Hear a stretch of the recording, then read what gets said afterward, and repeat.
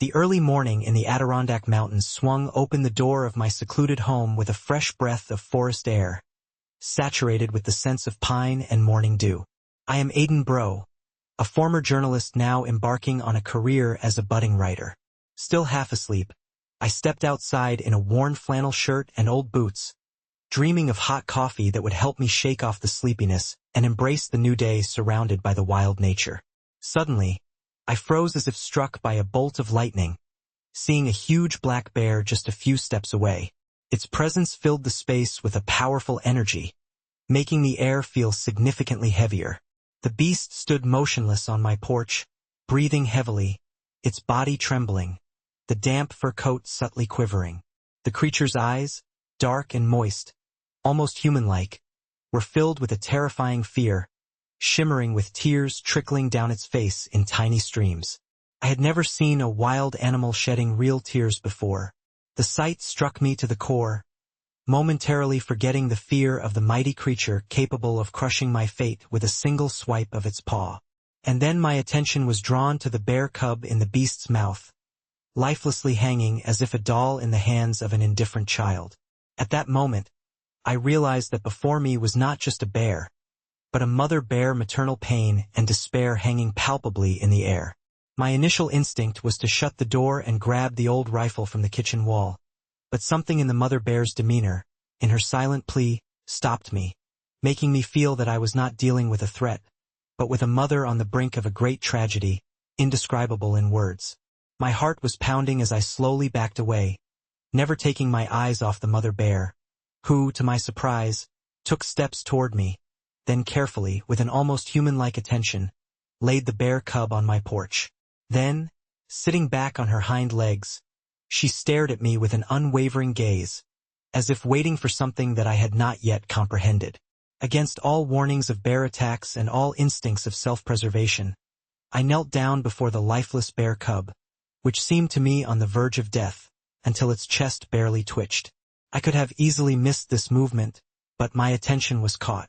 The she-bear didn't take her eyes off me, filled with expectation. Words burst out of me. "I'll try to help." The she-bear remained motionless, as if sensing every move I made. Carefully wrapping the bear cub in a shirt, I realized that I was facing a responsibility I wasn't prepared for. The she-bear entrusted me with her cub, while she surrounded us with her attention. I did everything I could to help the little one. His breathing was weak, his chest barely rising and falling. But I smelled death and blood. My inner fear was connected to the reality of what was happening. I needed to act quickly. I created a warm nest for the little patient and turned on the heater. I tried to give hope to myself and the bear cub. Scratches were heard outside the window, and I saw that the she-bear was still watching us, even though we were already inside. I picked up my smartphone and dialed Rachel Kovalevsky's number, the nearest veterinarian specializing in farm animals. Rachel turned out to be Aidan. At home, I had a bear cub, wounded and in critical condition. His mother brought him to me and left him on the porch, still waiting there. After a long silence filled with suspicion, Rachel finally spoke. "Are you sure you haven't been drinking, Aidan?" I was serious. I didn't have time for explanations.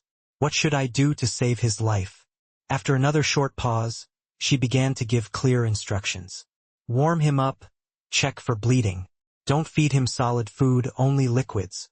Try a honey water solution drop by drop. I'll contact Ginny. She worked with wild animals at a rehabilitation center. Hang in there, we'll be there soon." I hung up and headed to the kitchen, where I found a bottle of honey. I prepared the solution and carefully administered it to the bear cub with a syringe. At first, there were no signs of a reaction, but after several attempts, the cub's tongue twitched. A spark of hope ignited within me. "Come on, little one, you're strong." I spent several hours by his side, talking, singing, sometimes scolding myself. The mother bear outside remained quiet. I cracked the door open, and she met my gaze before lowering her head again. This gesture of trust struck me. By noon, the living room looked like an impromptu veterinary clinic. Blankets were everywhere, half spread. The heater was on full blast. The bear cub lay on the floor, wrapped up, one paw sticking out from under the blanket. The bite on his paw started bleeding again, and he responded to my treatment. Outside, the mother bear remained in place, keeping her eyes on me. Her massive body remained motionless, but her eyes tracked every movement, every shadow in the house. I cautiously pushed the door open, whispering softly to her, "He's still with us. Not much, but hanging on." Of course, there was no response from her. She didn't growl, just let out a deep sigh, as if grasping the essence of my words. Returning inside, I sat on the floor next to the cub, offering him water with honey, and this time he showed clear interest in the sweet liquid, his tongue clicking more distinctly. A small but noticeable progress. My phone rang. Again, it was Rachel. "Jay isn't saying you're crazy, but she's coming to you with medication. She'll be there in a couple of hours." Thank God. His paw is bleeding, looks like a bite, and I think he has a fever. I promptly gave her instructions. Keep him warm, make gentle movements, keep giving him fluids. And for heaven's sake, don't open the door, Nastia. This mama bear isn't going to stay calm forever. Rachel warned me, and I felt she was right. It was already a miracle that the bear hadn't torn the house apart in search of her cub. But for some reason, she trusted me, and that made me even more anxious. An hour passed, then another. The cub started moving more actively, trying to roll over, and I whispered to him softly, "Easy, buddy. It's too early. Just rest." Then he made a strange sound. Not a growl, not a whimper. Something in between, like a broken toy gradually coming back to life. I rebandaged his paw. The bleeding slowed down. The condition was still red and inflamed, but no longer seemed as dangerous. And that was something to work with. Outside, the bear began to show signs of restlessness for the first time. She paced back and forth a few steps, as if torn between staying and leaving. Then she sat back down in her spot. I lit the wood stove to make the house even warmer. Even if I was already feeling stuffy, the cub needed warmth more than I needed fresh air. By evening, the shadows shifted, and a small miracle occurred. The cub opened one eye, just one, and stared straight at me. There was no wildness, no fear in his gaze, just understanding. As if he saw and understood who I was. "You're not alone, little one?" I whispered and felt a strange warmth spreading inside me, different from the one from the heater. He blinked and went back to sleep. But for the first time all day, I felt confident that he would survive. Not a guarantee, not a promise, just a possibility that had been lacking since morning. When Rachel and Ginny, the wildlife specialist, arrived, the sun was already setting. The bear had retreated into the shadows of the forest, but she hadn't left, continuing to watch the house intently from a safe distance. "Oh my God, you weren't kidding," Rachel sighed, seeing the cub, while Ginny immediately got to work, studying the cub with professional attention. "This is a bite from an adult male," she stated after a thorough examination. Male bears sometimes kill other cubs to bring the female back into heat. This little one is just incredible. His mother managed to protect him and bring him to you. It's so strange that she chose you specifically. Perhaps she had been watching you for some time before making this bold move. This thought sent shivers down my spine. To imagine that a wild animal could have assessed me before entrusting me with the most precious thing it had. Ginny and Ray spent several hours carefully treating the little one's wounds, giving him antibiotics, restoring the water balance in his fragile body. As they prepared to leave, the cub was breathing more calmly, and his paw was neatly bandaged. "We'll leave you with the medicine and instructions," Ginny said, packing up. "But as soon as he recovers, you'll have to return him to the wild. He can't stay with you forever, Aiden." I nodded, although I already felt the attachment growing to this little creature that had fought for its life right before my eyes. Over the next 2 weeks, Baxter recovered remarkably quickly. His wounds healed, his appetite returned, and he began to show interest in the world around him, exploring every corner of the house with increasing confidence. I decided to name him Baxter. The name just seemed to fit, despite knowing that I shouldn't get too attached to a wild animal that would soon have to return to its natural habitat. The mother bear continued to visit every day, sometimes approaching the house, but more often staying at a distance. Always vigilant, always wary. I left her food, which she sometimes took and sometimes ignored, as if not wanting to become too accustomed to human help more than necessary. One day, when Baxter was already confidently exploring the house, playing and trying to climb onto the furniture, I was unexpectedly visited by Sheriff's Assistant Louisa Gentry. "Aiden, rumors reached me that you have a cub living with you, and its mother has almost settled on your territory," she said, getting straight to the point. She simply told her the whole story. She listened attentively, clasping her hands over her chest, with an inscrutable face, and when I finished, she only said, "You're very lucky that no one was hurt. But now it's a problem, Aiden. The Wildlife Protection Service is already aware of the situation, and in 3 days they will come to take the cub and possibly relocate the mother bear. I can delay this process a little, but the decision is yours. You'll have to do something." And all night I couldn't sleep, watching Baxter cozy up in his nest, in this house that had become so familiar, so safe for him, but so wrong for a wild animal. I realized I couldn't keep him here forever.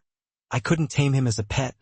I couldn't take away his chance to be what he should be by nature, a free bear in the Adirondack forests.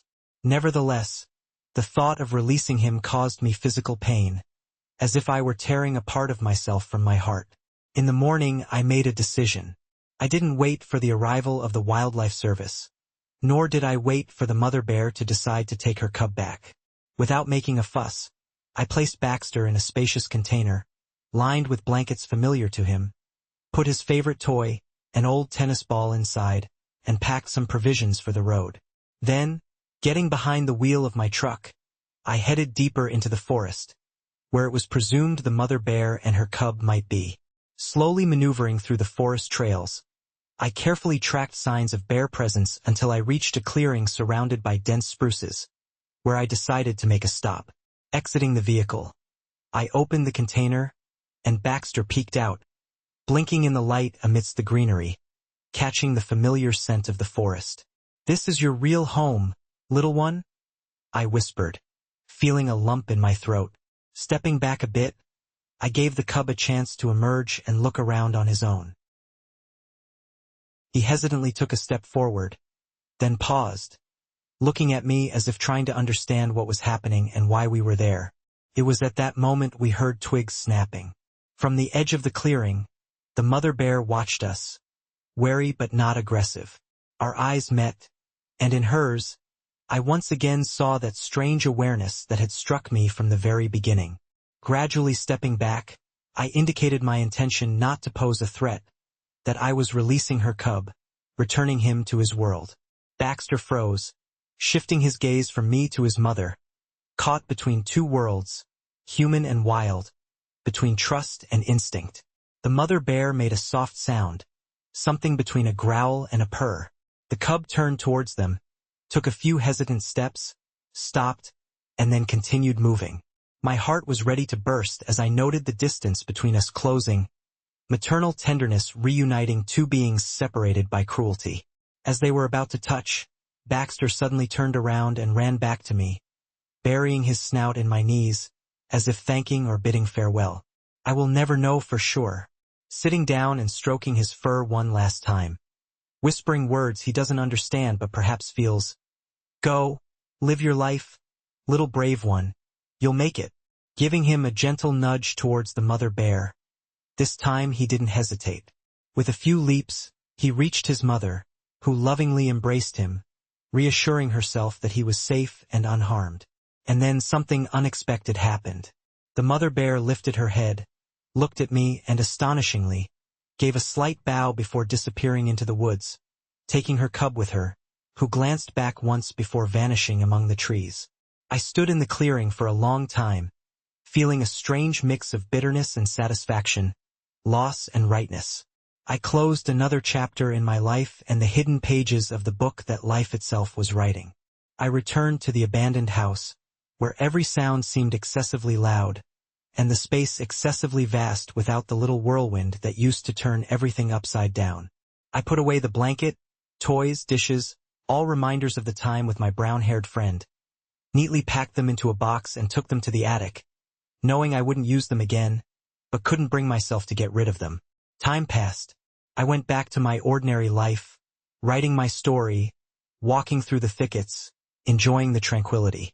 However, sometimes, especially in the flickering light, I would step out onto the balcony with a cup of tea and gaze into the forest canopy, knowing that somewhere among the trees, a bear cub lived, which had briefly moved in with me, licking honey from my hand. And one autumn morning, on the doorstep, I found a little gift. In a pile there was a collection of ripe berries, as if someone had carefully picked them. There was no one nearby, but I understood the authorship and smiled, looking into the forest, from where the midday shadow protruded. Perhaps it was a play of light. Perhaps it was a motherly care that briefly became part of my existence, reminding me that they remembered, that they were grateful. And since then, every autumn, as nature changes, I find small gifts on the porch. Nuts, pine cones, and once, even a beautiful stone. As if someone whispers, "We are here, we remember, we thank." And it reminds me that the most important encounters come unexpectedly, and the closest bonds are formed in the most unexpected moments. A character in the book of life, I often think of the she-bear who entrusted me with the most precious, and of the bear cub who opened my heart to love and forgiveness. In a world where the differences between wild and domestic are so clear, they teach that compassion does not erect barriers, and trust is born unexpectedly, sweeping away fears. And when asked to explain the souvenir of a bear figurine on the shelf, I smile and say that it is a veranda monument. But for me it is more. A memory of those few weeks when my home became a shelter for a wild creature, and I,